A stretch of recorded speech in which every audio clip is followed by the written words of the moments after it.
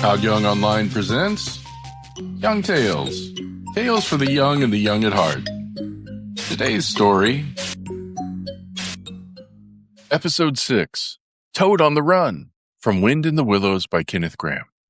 The front door of the hollow tree faced eastwards, so Toad was called at an early hour, partly by the bright sunlight streaming in on him, partly by the exceeding coldness of his toes, which made him dream that he was at home in bed in his own handsome room with the Tudor window on a cold winter's night, and his bedclothes had got up, grumbling and protesting they couldn't stand the cold any longer and had run downstairs to the kitchen fire to warm themselves, and he had followed on bare feet along miles and miles of icy stone-paved passages, arguing and beseeching them to be reasonable. He would probably have been aroused much earlier had he not slept for some weeks on straw over stone flags and almost forgotten the friendly feeling of thick blankets pulled well up round the chin. Sitting up, he rubbed his eyes first and his complaining toes next, wondered for a moment where he was, looking round for familiar stone wall and little barred window, then, with a leap of the heart, remembered everything. His escape, his flight, his pursuit, remembered first and best of all that he was free. Free! The word and the thought alone were worth 50 blankets.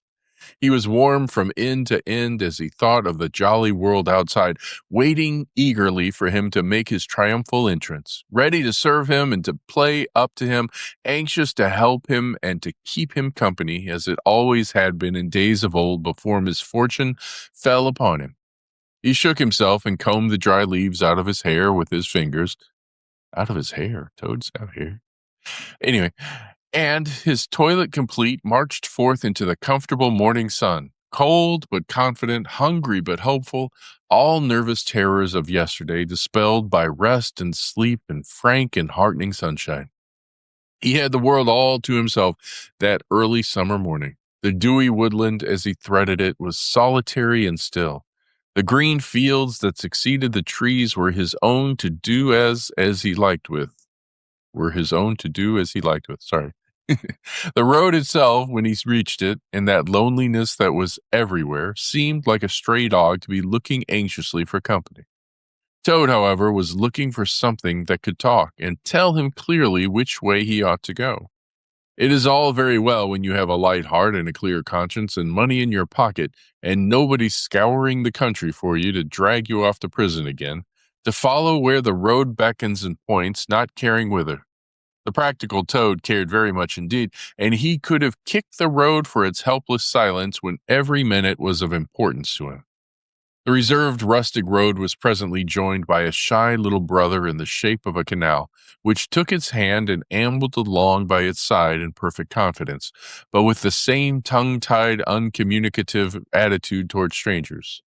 "Bother them," said Toad to himself. "But anyhow, one thing's clear. They must both be coming from somewhere and going to somewhere. You can't get over that, Toad, my boy." So he marched on patiently by the water's edge. Round a bend in the canal came plodding a solitary horse, stooping forward as if in an anxious thought. From rope traces attached to his collar stretched a long line, taut but dipping with his stride, the further part of it dripping pearly drops. Toad let the horse pass and stood waiting for what the fates were sending him. With a pleasant swirl of quiet water at its blunt bow, the barge slid up alongside him, its gaily painted gunwale level with the towing path, its sole occupant a big, stout woman wearing a linen sunbonnet, one brawny arm laid along the tiller. "A nice morning, ma'am," she remarked to Toad as she drew up level with him. "I dare say it is, ma'am," responded Toad politely as he walked along the tow path abreast of her. "I dare say it is a nice morning to them that's not in sore trouble like what I am. Here's my married daughter. She sends off to me post-haste to come to her at once. So off I comes, not knowing what may be happening or going to happen, but fearing the worst, as you will understand, ma'am, if you're a mother too. And I've left my business to look after itself. I'm in the washing and laundering line, you must know, ma'am. And I've left my young children to look after themselves, and a more mischievous and troublesome set of young imps doesn't exist, ma'am. And I've lost all my money and lost my way. And as for what may be happening to my married daughter, why, I don't like to think of it, ma'am." "Where might your married daughter be living, ma'am?" asked the barge-woman. "She lives near the river, ma'am," replied Toad, "close to a fine house called Toad Hall. That's somewheres hereabouts in these parts. Perhaps you may have heard of it." "Toad Hall? Why, I'm going that way myself," replied the barge-woman. "This canal joins the river some miles further on, a little above Toad Hall, and then it's an easy walk. You come along in the barge with me, and I'll give you a lift." She steered the barge close to the bank, and Toad, with many humble and grateful acknowledgments, stepped lightly on board and sat down with great satisfaction. "Toad's luck again," thought he. "I always come out on top." "So you're in the washing business, ma'am," said the barge-woman politely as they glided along. "And a very good business you've got, too, I dare say, if I'm not making too free in saying so." "Finest business in the whole world," said Toad airily. "All the gentry come to me. Wouldn't go to anyone else if they were paid. They know me so well. You see, I understand my work thoroughly and attend to it all myself. Washing, ironing, clear starching, making up gents' fine shirts for evening wear, everything's done under my own eye." "But surely you don't do all the work yourself, ma'am?" asked the barge-woman respectfully. "Oh, I have girls," said Toad lightly. 20 girls or thereabouts, always at work. But you know what girls are, ma'am. Nasty little hussies, that's what I call them." "So do I, too," said the barge-woman with great heartiness. "But I dare say you set yours to rights, the idle trollops. And are you very fond of washing?" "I love it," said Toad. "I simply dote on it. Never so happy as when I've got both arms in a wash tub. But then it comes so easy to me. No trouble at all. A real pleasure, I assure you, ma'am." "What a bit of luck meeting you," observed the barge-woman thoughtfully. "A regular piece of good fortune for both of us." "Why, what do you mean?" asked Toad nervously. "Well, look at me now," replied the barge-woman. "I like washing, too, just the same as you do. And for that matter, whether I like it or not, I have got to do all my own naturally, moving about as I do. Now my husband, he's such a fellow for shirking his work and leaving this barge to me that never a moment do I get for seeing to my own affairs. By rights, he ought to be here now, either steering or attending to the horse, though luckily the horse has sense enough to attend to himself, instead of which he's gone off with the dog to see if they can't pick up a rabbit for dinner somewhere. Says he'll catch me up at the next lock. Well, that's as may be. I don't trust him. Once he gets off with that dog, who's worse than he is. But meantime, how am I to get on with my washing?" "Oh, never mind about the washing," said Toad, not liking the subject. "Try and fix your mind on that rabbit. A nice, fat, young rabbit. I'll be bound. Got any onions?" "I can't fix my mind on anything but my washing," said the barge-woman. "And I wonder you can be talking of rabbits with such a joyful prospect before you. There's a heap of things of mine that you'll find in a corner of the cabin. If you'll just take one or two of the most necessary sort, I won't venture to describe them to a lady like you, but you'll recognize them at a glance, and put them through the wash tub as we go along, why, it'll be a pleasure to you, and you'll be, as you rightly say, and a real help to me. You'll find a tub handy, and soap, and a kettle on the stove, and a bucket to haul up water from the canal with. Then I shall know you're enjoying yourself instead of sitting here idle, looking at the scenery and yawning your head off." "Here, you let me steer," said Toad, now thoroughly frightened, "and then you can get on with your washing your own way. I might spoil your things or not do 'em as you like. I'm more used to gentlemen's things myself. It's my special line." "Let you steer?" replied the bargewoman, laughing. "It takes some practice to steer a barge properly. Besides, it's dull work, and I want you to be happy. No, you shall do the washing you are so fond of, and I'll stick to the steering that I understand. Don't try and deprive me of the pleasure of giving you a treat." Toad was fairly cornered. He looked for escape this way and that, saw that he was too far from the bank for a flying leap, and sullenly resigned himself to his fate. "If it comes to that," he thought in desperation, "I suppose any fool can wash." He fetched tub, soap, and other necessaries from the cabin, selected a few garments at random, tried to recollect what he had seen in casual glances through laundry windows, and set to. A long half hour passed, and every minute of it saw Toad getting crosser and crosser. Nothing that he could do to the things seemed to please them or do them good. He tried coaxing, he tried slapping, he tried punching. They smiled back at him out of the tub unconverted, happy in their original sin. Once or twice he looked nervously over his shoulder at the barge-woman, but she appeared to be gazing out in front of her, absorbed in her steering. His back ached badly, and he noticed with dismay that his paws were beginning to get all crinkly. Toads have paws? Now, Toad was very proud of his paws. He muttered under his breath words that should never pass the lips of either washerwoman or Toads, and lost the soap for the 50th time. A burst of laughter made him straighten himself and look round. The barge woman was leaning back and laughing unrestrainedly till the tears ran down her cheeks. "I've been watching you all the time," she gasped. "I thought you must be a humbug all along, from the conceited way you talk. Pretty washerwoman you are. Never washed so much as a dish clout in your life, I'll lay." Toad's temper, which had been simmering viciously for some time, now fairly boiled over, and he lost all control of himself. "You common, low, fat barge woman," he shouted. "Don't you dare to talk to your betters like that. Washerwoman, indeed, I would have you to know that I am a Toad, a very well-known, respected, distinguished Toad. I may be a bit under a cloud at present, but I will not be laughed at by a barge woman." The woman moved nearer to him and peered under his bonnet keenly and closely. "Why, so you are," she cried. Well, I never. A horrid, nasty, crawly Toad. And in my nice, clean barge, too. Now that is a thing I will not have." She relinquished the tiller for a moment. One big mottled arm shot out and caught Toad by a foreleg, while the other gripped him fast by a hind leg.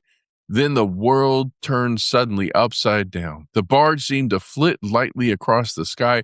The wind whistled in his ears, and Toad found himself flying through the air, revolving rapidly as he went. The water, when he eventually reached it with a loud splash, proved quite cold enough for his taste, though its chill was not sufficient to quell his proud spirit or slake the heat of his furious temper. He rose to the surface sputtering, and when he had wiped the duckweed out of his eyes, the first thing he saw was the fat barge woman looking back at him over the stern of the retreating barge and laughing, and he vowed, as he coughed and choked, to be even with her. He struck out for the shore, but the cotton gown greatly impeded his efforts, and when at length he touched land, he found it hard to climb up the steep bank unassisted. He had to take a minute or two's rest to recover his breath, and gathering his wet skirts well over his arms, he started to run after the barge as fast as his legs would carry him, wild with indignation, thirsting for revenge. The barge woman was still laughing when he drew up level with her. "Put yourself through your mangle, washerwoman," she called out, "and iron your face and crimp it, and you'll pass for quite a decent-looking Toad." Toad never paused to reply. Solid revenge was what he wanted, not cheap, windy verbal triumphs, though he had a thing or two in his mind that he would like to say. Oh, excuse me. He saw what he wanted ahead of him. Running swiftly on, he overtook the horse, unfastened the tow rope, and cast it off. Jumping lightly on the horse's back, he urged it to a gallop by kicking it vigorously in its sides. He steered for the open country, abandoning the tow path and swinging his steed down a rutty lane. Once he looked back and saw that the barge had run aground on the other side of the canal. The barge woman was gesticulating wildly and shouting, "Stop! Stop! Stop!" "I've heard that song before," said Toad, laughing, as he continued to spur his steed onward in its wild career. The barge horse was not capable of any very sustained effort, and its gallop soon subsided into a trot, and its trot into an easy walk. But Toad was quite contented with this, knowing that he, at any rate, was moving and the barge was not. He had quite recovered his temper, now that he had done something he thought really clever, and he was satisfied to jog along quietly in the sun, steering his horse along byways and bridled paths. and trying to forget how very long it was since he had had a square meal, till the canal had been left very far behind him. He had traveled some miles, his horse and he was feeling drowsy in this hot sunshine, when the horse stopped, lowered his head, and began to nibble the grass. And Toad, waking up, just saved himself from falling off by an effort. He looked about him and found he was on a wide common dotted with patches of gorse and bramble as far as he could see. Near him stood a dingy gypsy caravan, and beside it a man was sitting on a bucket turned upside down, very busy smoking and staring into the wide world. A fire of sticks was burning nearby, and over the fire hung an iron pot, and out of the pot came forth bubblings and gurglings and a vague, suggestive steaminess. Also, smells, warm, rich, and varied smells that twined and twisted and wreathed themselves at last into one complete, voluptuous, perfect smell that seemed like the very soul of nature taking form and appearing to her children, a true goddess, a mother of solace and comfort. Toad now knew well that he had not been really hungry before. What he had felt earlier in that day had been a mere trifling qualm. This was the real thing at last, and no mistake, and it would have to be dealt with speedily too, or there would be trouble for somebody or something. He looked the gypsy over carefully, wondering vaguely whether it would be easier to fight him or cajole him. So there he sat and sniffed and looked at the gypsy, and the gypsy sat and smoked and looked at him. Presently, the gypsy took his pipe out of his mouth and remarked in a careless way, "Want to sell that there horse of yours?" Toad was completely taken aback. He did not know that gypsies were very fond of horse stealing and never missed an opportunity, and he had not reflected that caravans were always on the move and took a deal of drawing. It had not occurred to him to turn the horse into cash, but the gypsy's suggestion seemed to smooth the way towards the two things he wanted so badly: ready money and a solid breakfast. "What?" he said. "Me sell this beautiful young horse of mine? Oh, no, it's out of the question. Who's going to take the washing home to my customers every week? Besides, I'm too fond of him, and he simply dotes on me." "Try and love a donkey," suggested the gypsy. "Some people do." "You don't seem to see," continued Toad, "that this fine horse of mine is a cut above you altogether. He's a blood horse, he is, partly, not the part you see, of course, another part. And he's been a prize hackney, too, in his time. That was the time before you knew him, but you can still tell it on him at a glance, if you understand anything about horses. No, it's not to be thought of for a moment. All the same, how much might you be disposed to offer me for this beautiful young horse of mine?" The gypsy looked the horse over, and then he looked Toad over with equal care, and looked at the horse again. "Shillin' a leg," he said briefly, and turned away, continuing to smoke and try to stare the wide world out of countenance. "A shilling a leg?" cried Toad. "If you please, I must take a little time to work that out, and see just what it comes to." He climbed down off the horse and left it to graze, and sat down by the gypsy, and he did sums on his fingers, and at last he said, "A shilling a leg? Why, that comes to exactly 4 shillings, and no more. Oh, no, I could not think of accepting 4 shillings for this beautiful young horse of mine." "Well," said the gypsy, "I'll tell you what I will do. I'll make it 5 shillings, and that's 3 and 6 pence more than the animal's worth, and that's my last word." Then Toad sat and pondered long and deeply, for he was hungry and quite penniless, and still some way, he knew not how far, from home, and enemies might still be looking for him. To one in such a situation, 5 shillings may very well appear a large sum of money. On the other hand, it did not seem very much to get for a horse. But then again, the horse hadn't cost him anything, so whatever he got was all clear profit. At last he said firmly, "Look here, gypsy, I tell you what we'll do, and this is my last word.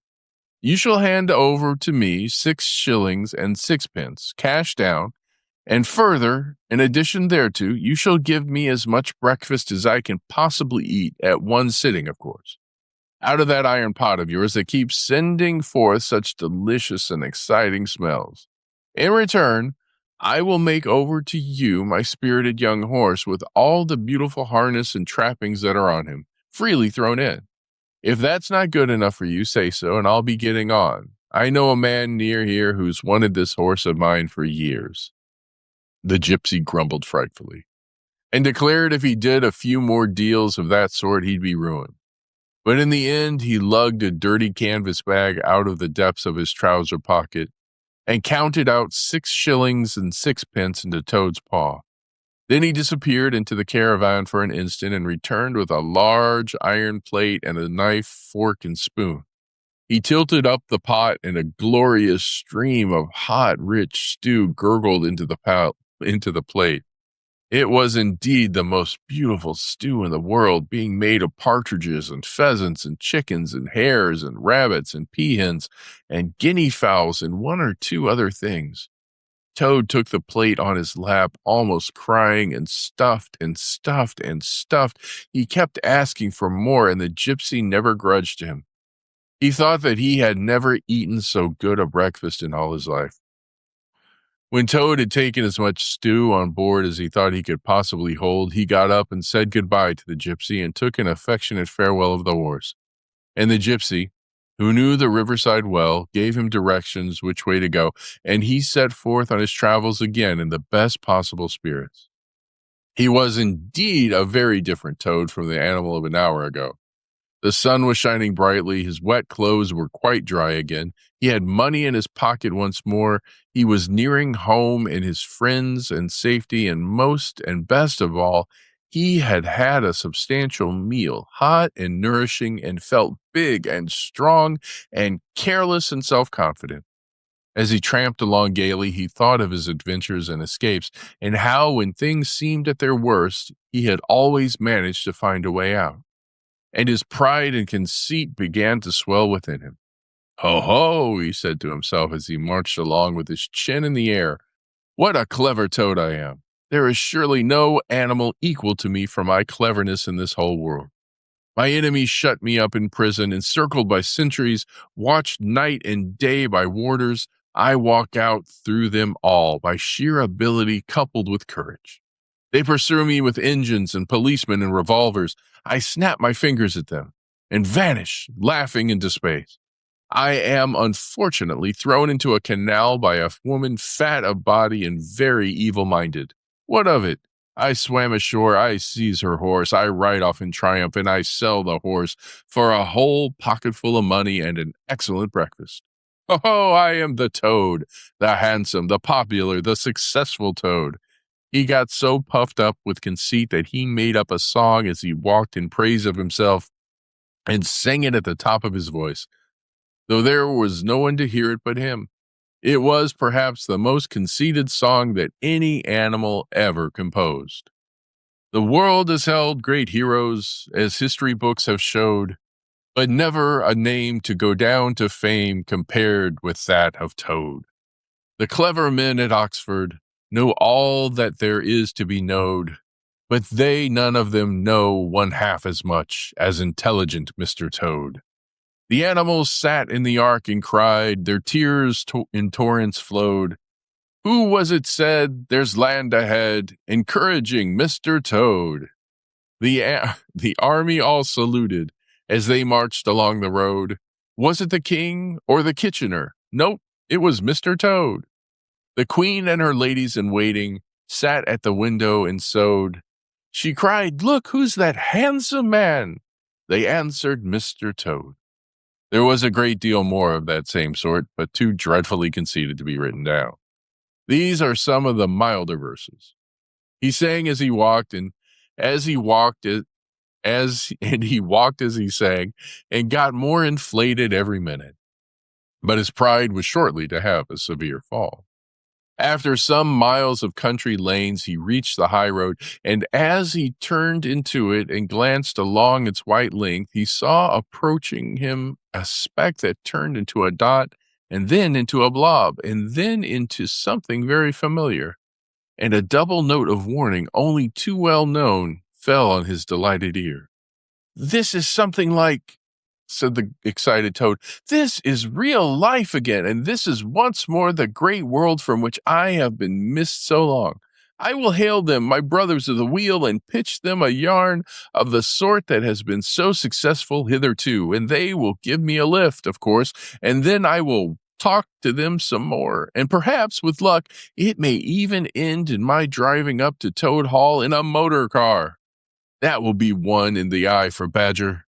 He stepped confidently out onto the road to hail the motor car, which came along at an easy pace, slowing down as it neared the lane, when suddenly he became very pale. His heart turned to water, his knees shook and yielded under him, and he doubled up and collapsed with a sickening pain in his interior. And well he might, the unhappy animal, for the approaching car was the very one he had stolen out of the yard of the Red Lion Hotel on that fatal day when all his troubles began. And the people in it were the very same people he had sat and watched at luncheon in the coffee room. He sank down in a shabby, miserable heap in the road, murmuring to himself in his despair, "It's all up. It's all over now. Chains and policemen again, prison again, dry bread and water again. Oh, what a fool I have been. What did I want to do? What what did I want to go strutting about the country for, singing conceited songs and hailing people in broad daylight on the high road, instead of hiding till nightfall and slipping home quietly by back ways? Oh, hapless Toad, oh, ill-fated animal." The terrible motor car drew slowly nearer and nearer, till at last he heard it stop just short of him. Two gentlemen got out and walked round the trembling heap of crumpled misery lying in the road, and one of them said, "Oh, dear, this is very sad. Here is a poor old thing, a washerwoman apparently, who has fainted in the road. Perhaps she is overcome by the heat, poor creature, or possibly she has not had any food today. Let us lift her into the car and take her to the nearest village, where doubtless she has friends." They tenderly lifted Toad into the motor car and propped him up with soft cushions and proceeded on their way. When Toad heard them talk in so kind and sympathetic a way, and knew that he was not recognized, his courage began to revive, and he cautiously opened first one eye and then the other. "Look," said one of the gentlemen, "she is better already. The fresh air is doing her good. How do you feel now, ma'am?" "Thank you kindly, sir," said Toad in a feeble voice. "I am feeling a great deal better." "That's right. Excuse me. That's right," said the gentleman. "Now keep quite still, and above all, don't try to talk." "I won't," said Toad. "I was only thinking if I might sit on the front seat there beside the driver, where I could get the fresh air full in my face, I should be all right again." "What a very sensible woman," said the gentleman. "Of course you shall." And so they carefully helped Toad into the front seat beside the driver, and on they went again. Toad was almost himself again by now. He sat up, looked about him, and tried to beat down the tremors, the yearnings, the old cravings that rose up and beset him and took possession of him entirely. "It is fate," he said to himself. "Why strive? Why struggle?" And he turned to the driver at his side. "Please, sir," he said, "I wish you would kindly let me try and drive the car for a little. I've been watching you carefully, and it looks so easy and so interesting. And I should like to be able to tell my friends that once I had driven a motor car."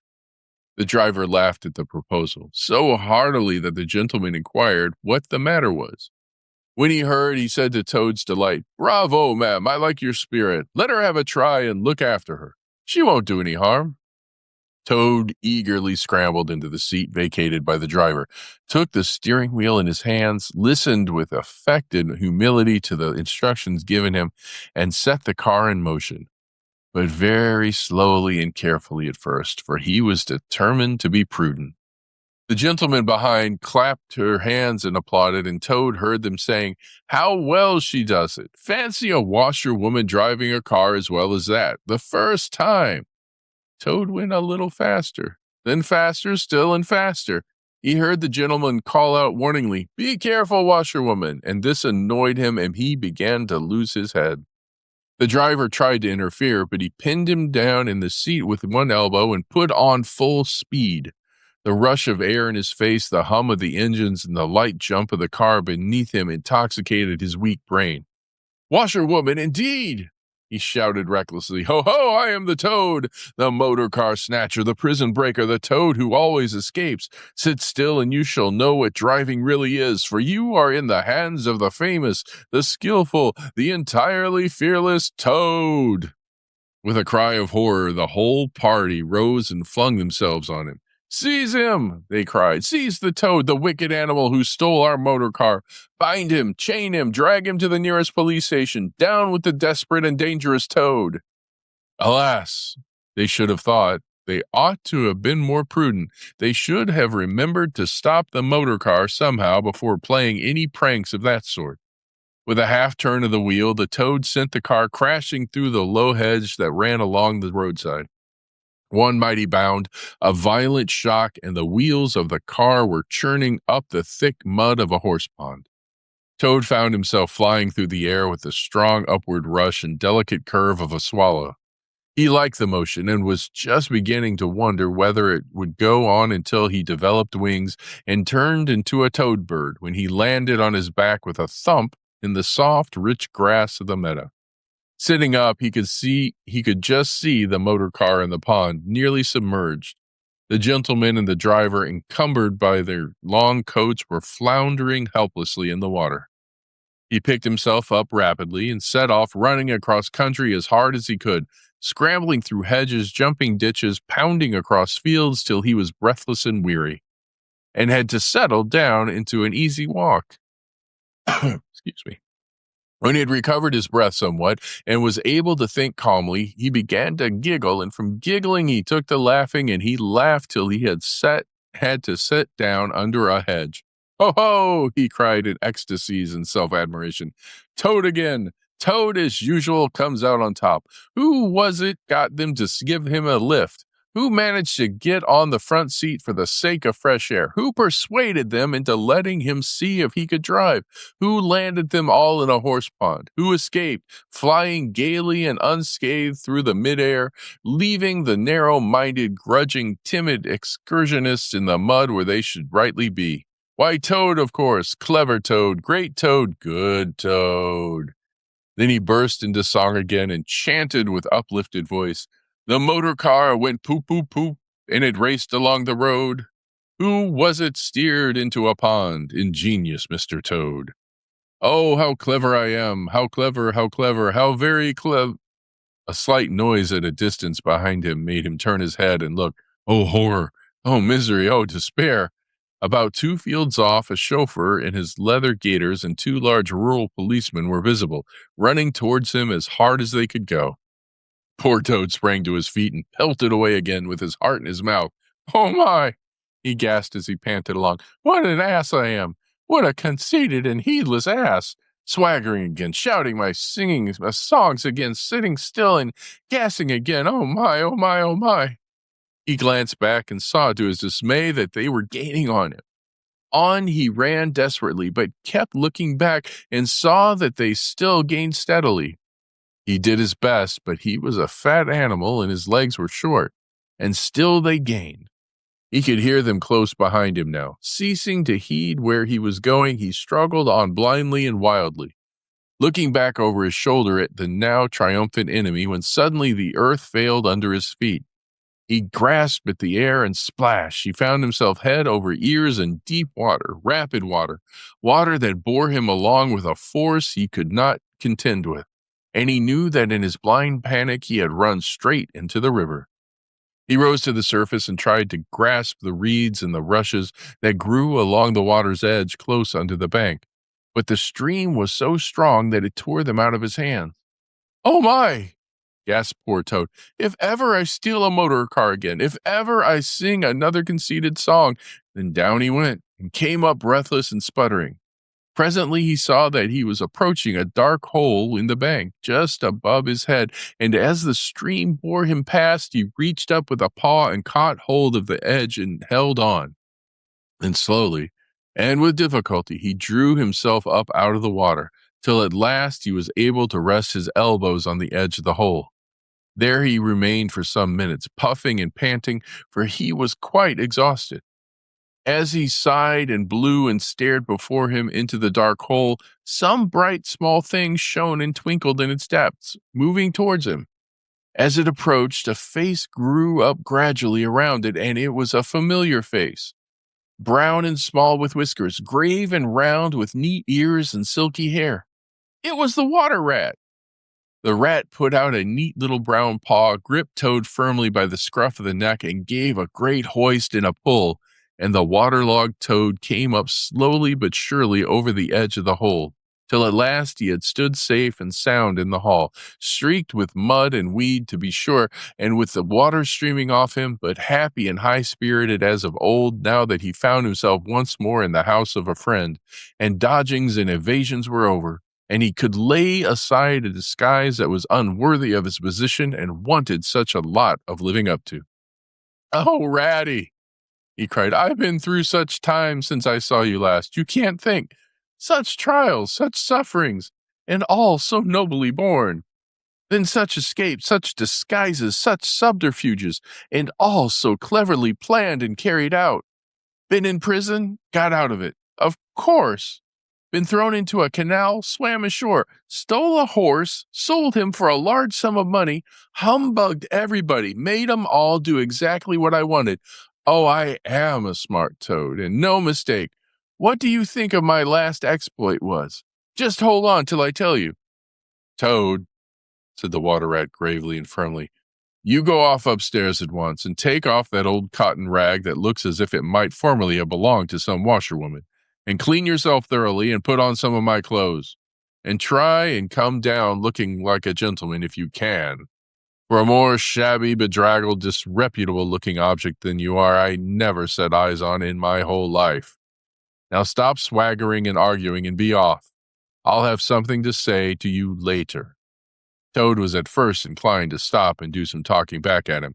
He had had enough of being ordered about when he was in prison, and here was the thing being begun all over again, apparently, and by a rat, too. However, he caught sight of himself in the looking-glass over the hat-stand, and with rusty black bonnet perched rakishly over one eye, and he changed his mind and went very quickly and humbly upstairs to the rat's dressing-room. There he had a thorough wash and brush-up, changed his clothes, and stood for a long time before the glass, contemplating himself with pride and pleasure, and thinking that utter idiots all the people must have been to have ever mistaken him for one moment for a washerwoman.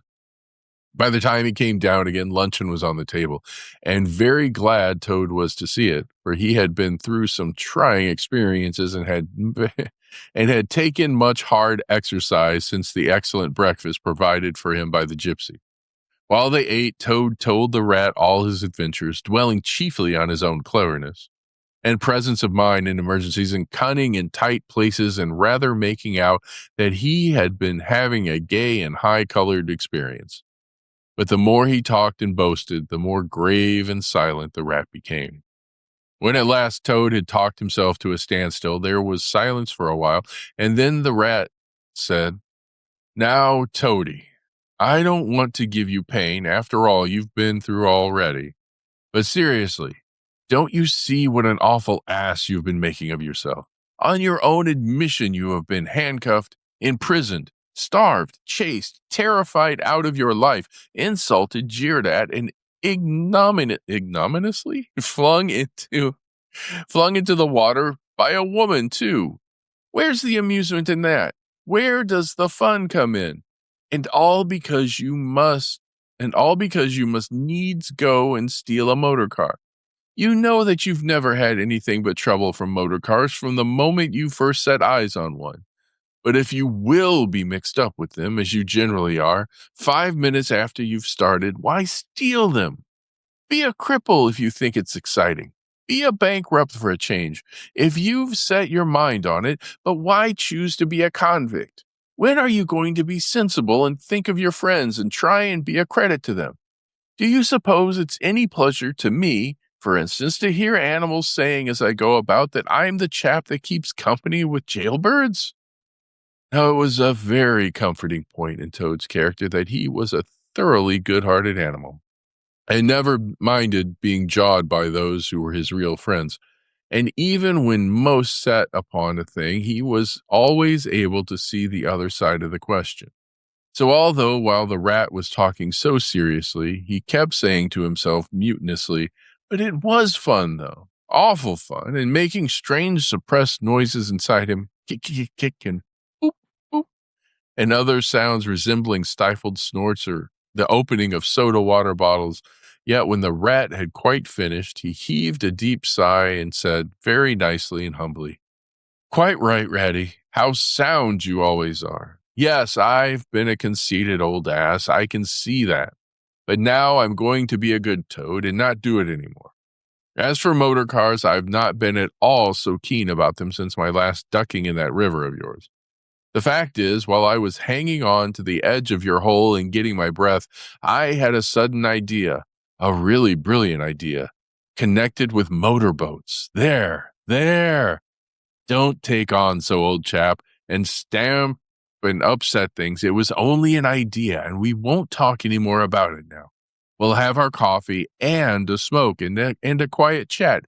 And then I'm going to stroll quietly down to Toad Hall and get into clothes of my own and set things going again on the old lines. I've had quite enough of adventures. I shall lead a quiet, steady, respectable life, pottering about my property and improving it and doing a little landscape gardening at times. There will always be a bit of dinner for my friends when they come to see me, and I shall keep a pony chase to jog about the country in, just as I wanted to do in the good old days, before I got restless and wanted to do things." "Stroll quietly down to Toad Hall?" cried Rat, greatly excited. "What are you talking about? Do you mean to say you haven't heard?" "Heard what?" said Toad, rather pale. "Go on, Ratty, quick, don't spare me. What haven't I heard?" "Do you mean to tell me," shouted the rat, thumping his little fist upon the table, "that you've heard nothing about the stoats and weasels?" "What, the wild wooders?" cried Toad, trembling in every limb. "No, not a word. What have they been doing?" "And how they've been and taken Toad Hall?" continued the rat. Toad leaned his elbows on the table and his chin on his paws, and a large tear welled up in each of his eyes, overflowed and splashed on the table. Plop, plop. "Go on, Ratty," he murmured presently. "Tell me all. The worst is over. I am an animal again. I can bear it." "When you got into that trouble of yours," said the rat, slowly and impressively. "I mean, when you disappeared from society for a time over that misunderstanding about a machine, you know." Toad merely nodded. "Well, it was a good deal talked about down here, naturally," continued the rat. "Not only along the riverside, but even in the wild wood. Animals took sides, as always happens. The riverbankers stuck up for you and said you had been infamously treated, and there was no justice to be had in the land nowadays. But the wild wood animals said hard things and served you right, and it was time this sort of thing was stopped, and they got very cocky and went about saying you were done for this time. You would never come back again. Never, never." Toad nodded once more, keeping silence. "That's the sort of little beasts they are," the rat went on. "But, Mole and Badger, they stuck out, through thick and thin, that you would come back again somehow. They didn't know exactly how, but somehow." Toad began to sit up in his chair again and to smirk a little. "They argued from history," continued the rat, "that they said that no criminal laws had ever been known to prevail against cheek and plausibility such as yours, combined with the power of a long purse. So they arranged to move their things into Toad Hall and sleep there and keep it aired and have it all ready for you when you turned up. They didn't guess what was going to happen, of course. Still, they had their suspicions of the wildwood animals. Now I come to the most painful and tragic part of my story. One dark night, it was a very dark night and blowing hard too, and raining simply cats and dogs, a band of weasels armed to the teeth crept silently up to the carriage drive to the front entrance. Simultaneously, a body of desperate ferrets advancing through the kitchen garden possessed themselves of the backyard and offices, while a company of skirmishing stoats who stuck at nothing occupied the conservatory and the billiard room, and held the French windows opening onto the lawn. The mole and badger were sitting by the fire in the smoking room, telling stories and suspecting nothing, for it wasn't a night for any animals to be out in, and when those bloodthirsty villains broke down the doors and rushed in upon them from every side. They made the best fight they could, but what was the good? They were unarmed and taken by surprise, and what can two animals do against hundreds? They took and beat them severely with sticks, but those two poor faithful creatures, and turned them out into the cold and the wet, with many insulting and uncalled for remarks. Here the feeling Toad broke into a snigger, and then pulled himself together and tried to look particularly solemn. And the wild wooders have been living in Toad Hall ever since, continued the rat, and going on simply anyhow. Lying in bed half the day and breakfast at all hours, and the place in such a mess, I'm told. It's not fit to be seen. Eating your grub and drinking your drink and making bad jokes about you and singing vulgar songs about prisons and magistrates and policemen. Horrid personal songs with no humor in them. And they're telling the tradespeople and everybody that they've come to stay for good. Oh, have they?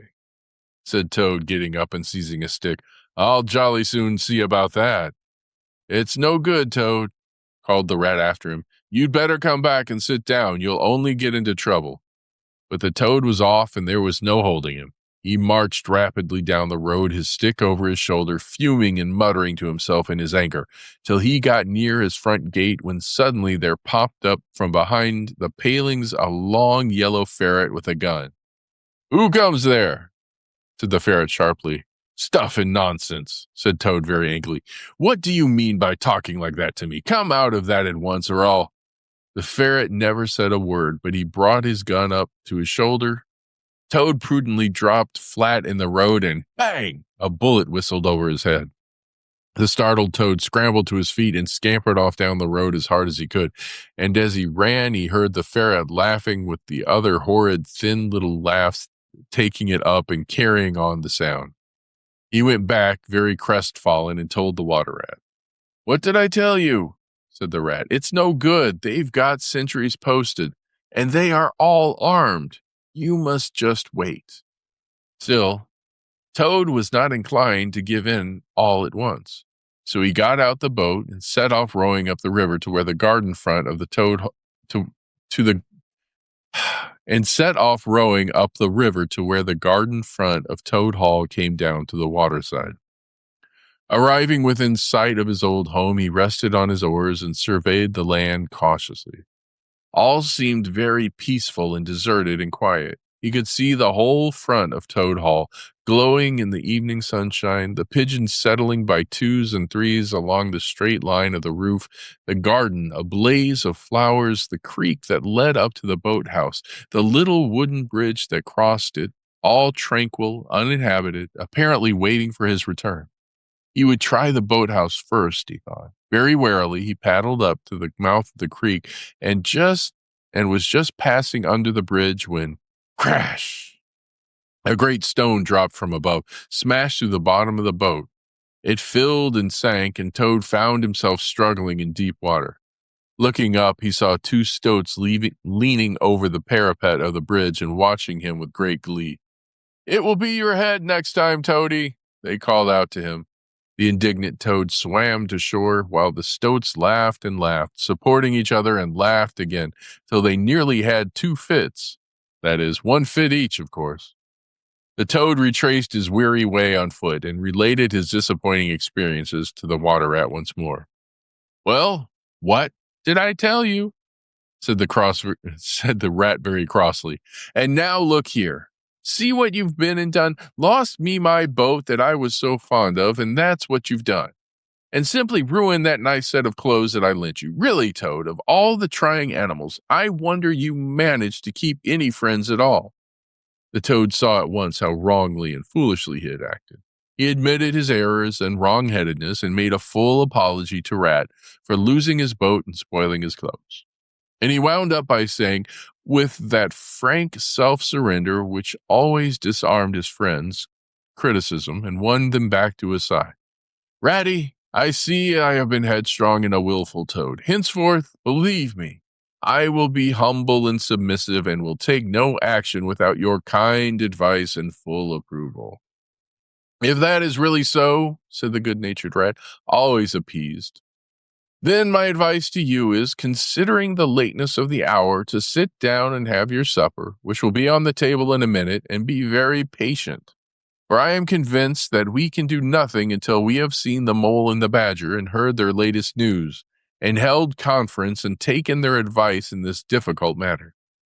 Oh, yes, of course, the mole and the badger, said Toad lightly. What's become of them, the dear fellows? I had forgotten all about them. Well, you may ask, said the rat reproachfully. While you were riding about the country in expensive motor cars and galloping proudly on blood horses and breakfasting on the fat of the land, those two poor devoted animals have been camping out in the open, in every sort of weather, living very rough by day and lying very hard by night, watching over your house, patrolling your boundaries, keeping a constant eye on the stoats and the weasels, scheming and planning and contriving how to get your property back for you. You don't deserve to have such true and loyal friends, Toad. You don't, really.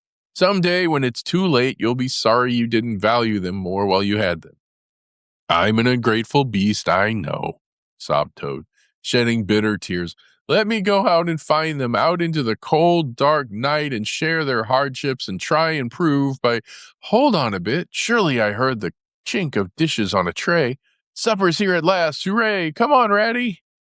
The rat remembered that poor Toad had been on prison fare for a considerable time and that large allowances had therefore to be made. He followed him to the table accordingly and hospitably encouraged him in his gallant efforts to make up for past privations. They had just finished their meal and resumed their armchairs when there came a heavy knock at the door. Toad was nervous, but the rat, nodding mysteriously at him, went straight up to the door and opened it, and in walked Mr. Badger.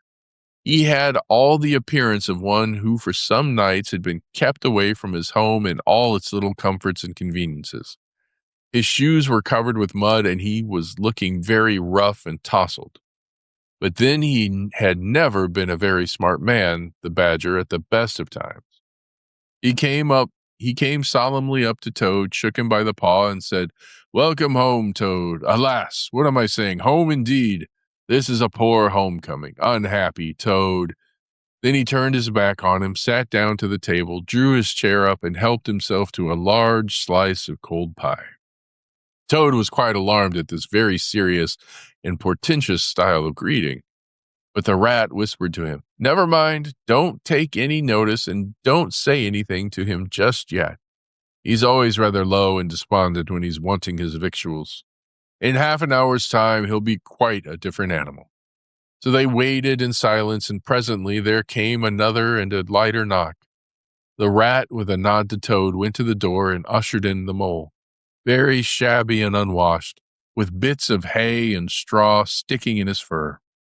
Hooray, here's old Toad, cried the mole with his face beaming. Fancy having you back again, and he began to dance round him. We never dreamt you would turn up so soon. Why, you must have managed to escape, you clever, ingenious, intelligent Toad. The rat, alarmed, pulled him by the elbow, but it was too late.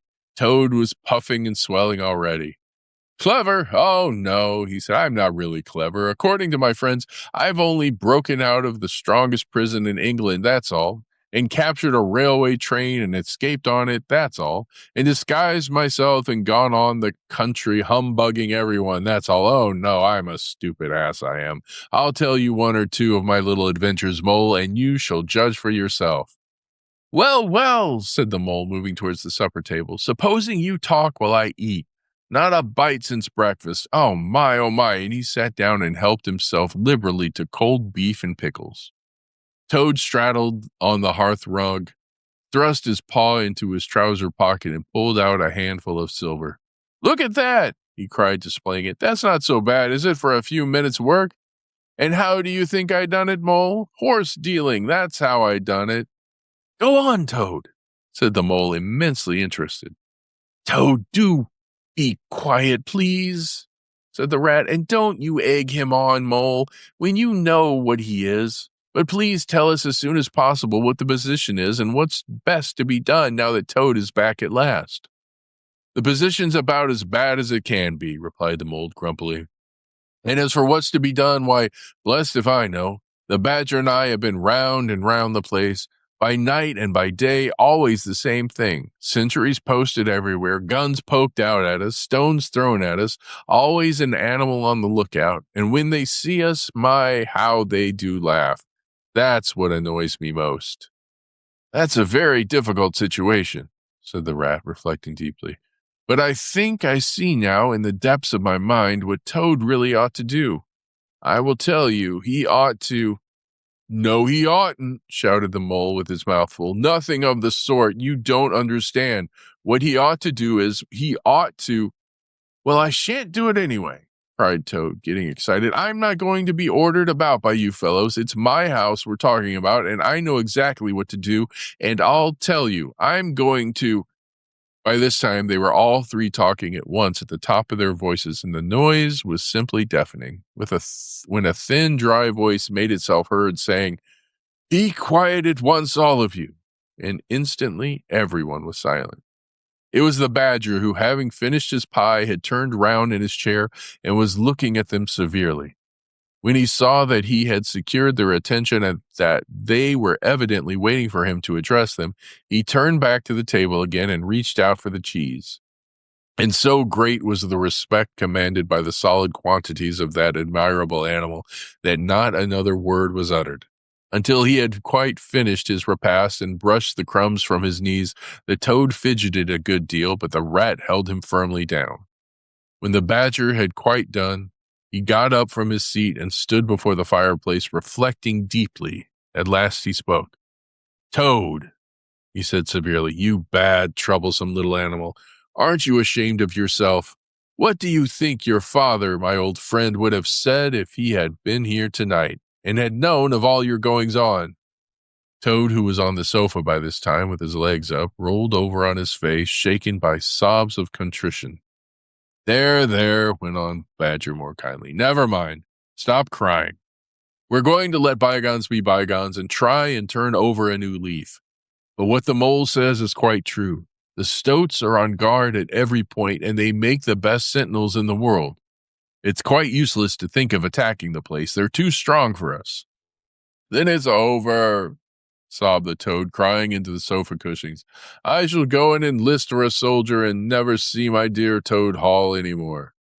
Come, cheer up, Toady, said the badger. There are more ways of getting back a place than taking it by storm. I haven't said my last word yet. Now I'm going to tell you a great secret. Toad sat up slowly and dried his tears. Secrets had an immense attraction for him because he never could keep one, and he enjoyed that sort of unhallowed thrill he experienced when he went and told another animal after having faithfully promised not to. There is an underground passage, said the badger impressively, that leads from the riverbank, quite near here, right up into the middle of Toad Hall. Oh, nonsense, Badger, said the toad rather airily. You've been listening to some of the yarns they spin in the public houses about here. I know every inch of Toad Hall inside and out. Nothing of the sort, I do assure you. My young friend, said the badger with great severity, your father, who was a worthy animal, a lot worthier than some others I know, was a particular friend of mine and told me a great deal he wouldn't have dreamt of telling you. He discovered that passage. He didn't make it, of course. That was done hundreds of years before he ever came to live there. And he repaired it and cleaned it out because he thought it might come in useful someday in case of some trouble or danger. And he showed it to me. Don't let my son know about it, he said. He's a good boy, but very light and volatile in character and simply cannot hold his tongue. If he's ever in a real fix, and it would be of use to him, you may tell him about the secret passage, but not before. The other animals looked hard at Toad to see how he would take it. Toad was inclined to be sulky at first, but he brightened up immediately like the good fellow he was. Well, he said, perhaps I am a bit of a talker, A popular fellow such as I am, my friends get round me, we chaff, we sparkle, we tell witty stories, and somehow my tongue gets wagging. I have the gift of conversation. I've been told I ought to have a salon, but whatever that may be. Never mind. Go on, Badger. How's this passage of yours going to help us? I found out a thing or two lately, continued the Badger. I got Otter to disguise himself as a sweep and call at the back door with brushes over his shoulder, asking for a job. There's going to be a big banquet tomorrow night. It's somebody's birthday, the chief weasels, I believe, and all the weasels will be gathered together in the dining hall, eating and drinking and laughing and carrying on, suspecting nothing. No guns, no swords, no sticks, no arms of any sort. But the sentinels will be posted as usual, remarked the Rat. Exactly, said the Badger. That is my point. The weasels will trust entirely to their excellent sentinels, and that is where the passage comes in. That very useful tunnel leads right up under the butler's pantry, next to the dining hall. Aha! That squeaky board in the butler's pantry, said Toad. Now I understand it. We shall creep out quietly into the butler's pantry, cried the Mole. With our pistols and swords and sticks, shouted the Rat. And rush in upon them, said the Badger. And whack 'em and whack 'em and whack 'em, cried the Toad in ecstasy, running round and round the room and jumping over the chairs.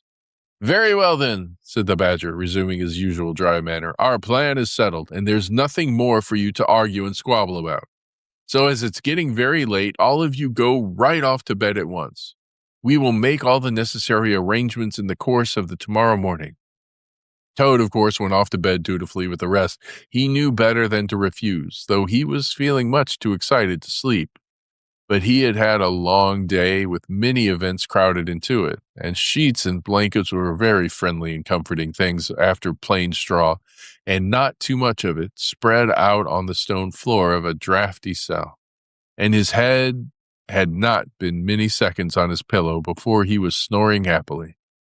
Naturally, he dreamt a good deal about roads that ran away from him just when he wanted them, and canals that chased him and caught him, and a barge that sailed into the banqueting hall with his week's washing, just as he was giving a dinner party, and he was alone in the secret passage, pushing onwards, but it twisted and turned round and shook itself and sat up on its end. Yet somehow at the last he found himself back in Toad Hall, safe and triumphant, with all his friends gathered round him, earnestly assuring him that he really was a clever toad.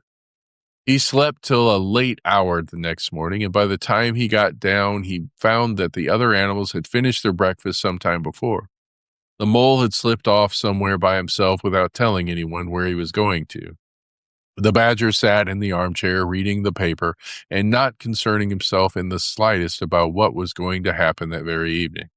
The Rat, on the other hand, was running round the room busily with his arms full of weapons of every kind, distributing them in 4 little heaps on the floor, and saying excitedly under his breath as he ran, Here's a sword for the Rat, here's a sword for the Mole, here's a sword for the Toad, here's a sword for the Badger, here's a pistol for the Rat, here's a pistol for the Mole, here's a pistol for the Toad, here's a pistol for the Badger, and so on in a regular rhythmical way, while the 4 little heaps gradually grew and grew.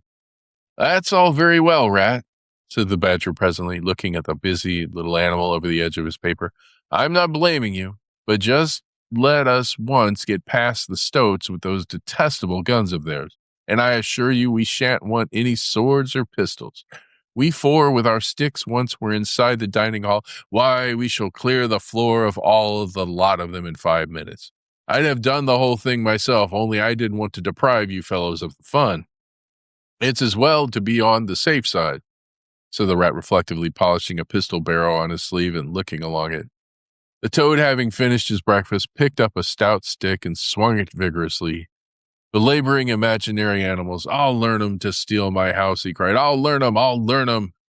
Don't say learn 'em, Toad, said the Rat, greatly shocked. It's not good English. What are you always nagging at Toad for? Inquired the Badger, rather peevishly. What's the matter with his English? It's the same what I use myself, and if it's good enough for me, it ought to be good enough for you. I am very sorry, said the Rat humbly, only I think it ought to be teach 'em, not learn 'em. But we don't want to teach 'em, replied the badger. We want to learn. Learn 'em, learn 'em. And what's more, we're going to do it too. Oh, very well, have it your own way, said the rat. He was getting rather muddled about it himself, and presently he retired into a corner where he could be heard muttering, learn 'em, teach 'em, learn 'em, till the badger told him rather sharply to leave off. Presently the mole came tumbling into the room, evidently very pleased with himself. I've been having such fun, he began at once. I've been getting a rise out of the stoats. I hope you've been careful, Mole, said the rat anxiously.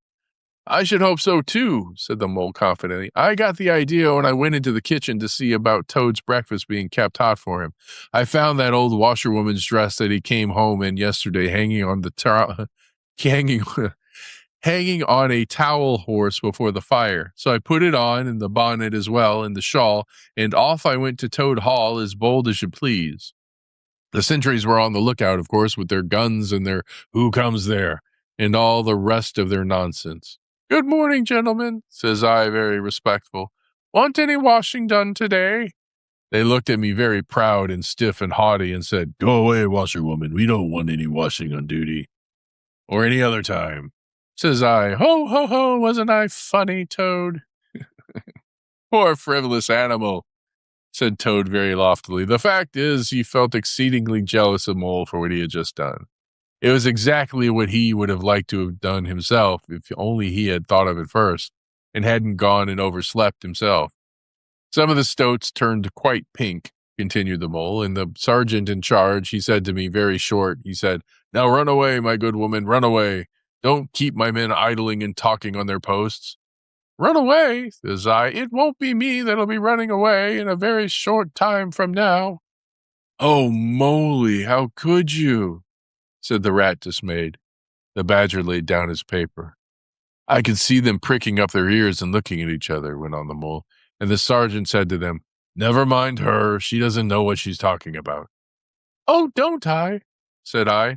Well, let me tell you this. My daughter, she washes for Mr. Badger, and they'll show you whether I know what I'm talking about, and you'll know pretty soon, too. 100 bloodthirsty badgers armed with rifles are going to attack Toad Hall this very night by the way of the paddock. 6 boatloads of rats with pistols and cutlasses will come up the river and effect a landing in the garden, while a picked body of toads, known as the diehards or the death or glory toads, will storm the orchard and carry everything before them, yelling for vengeance. There won't be much left of you to wash by the time they've done with you, unless you clear out while you still have a chance. Then I ran away, and when I was out of sight, I hid, and presently I came creeping back along the ditch and took a peep at them through the hedge.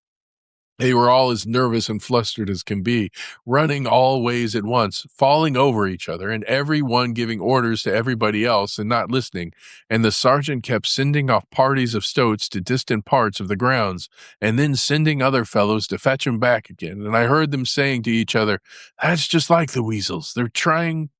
They're to stop comfortably in the banqueting hall and have feasting and toasts and songs of all sorts, while we must stay on guard in the cold and the dark, and in the end be cut to pieces by bloodthirsty badgers. Oh, you silly ass, Mole, cried Toad. You've been and spoiled everything.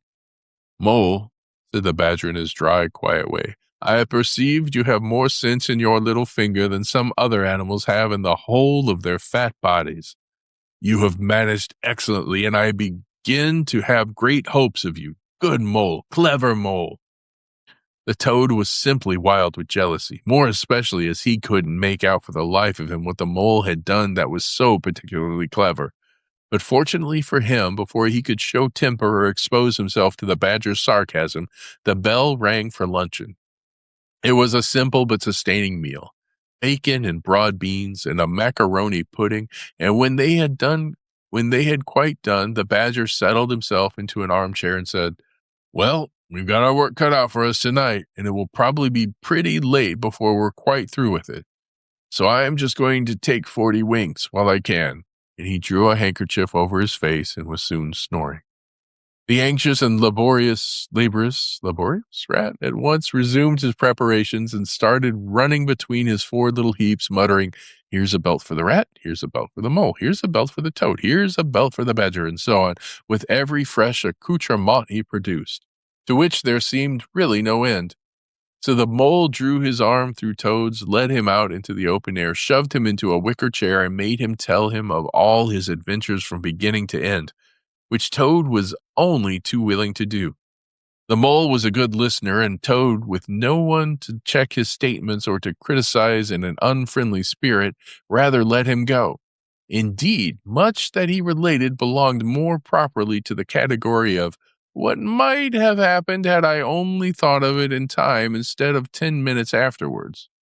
Those are always the best and the raciest adventures, and why should they not be truly ours as much as the somewhat inadequate things that really come off? But here's where we end for today. Young Tales is produced and narrated by Todd Young from Todd Young Online. If you enjoyed this, please like and subscribe and join us next time for another story. Thank you for your support.